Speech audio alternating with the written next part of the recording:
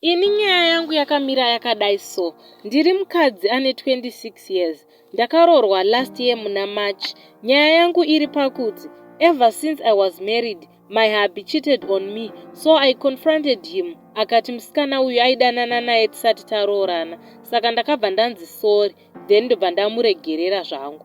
Then the other day takanetsana zveduwo, so hubby kwakuya paFB kwakunotsvaga mumwe musikana from a certain group. Ndobva vatotanga kudanana. Ndikamubvunza akati sorry. Okay, I forgave him futi. Now Sunday I noticed something is fishy here. Ndatora foni yake kwakuona akutodanana futi nomumwe musikana paFacebook futi. Ini okay, iyi ndakabva ndainyarara because since tiri kunetsana nenyaya yekuti handisi kubata nhumbu.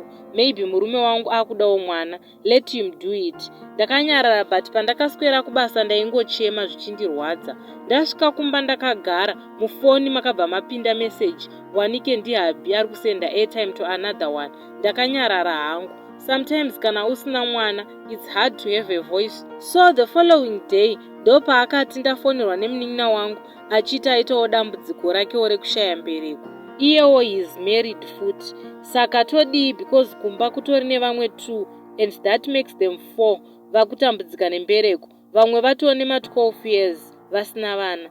Ndikabva ndawanawo simba rekumubvunza macheating aya andaiona ese. Ndikati aya mameseji kwakumuratidza proof, akangoramba ari pafoni pake kwakuti handizvizive. Ndakarwadziwa ndopandakatanga kuchema because ndakauchika kwakawanda maprayers I'm doing nemafasting, saka ndakarwadziwa. So in the process iyi yekuchema, baby haana kana kundiita sorry kungouya hake kundikadla. He was just busy nefoni yake. So hangu handina munhu wekuti ndingataurira zvese izvi, but please give me advice. Ndodive duwe, marriage yangu ndinoida, but I don't feel loved. Musanditukewo please.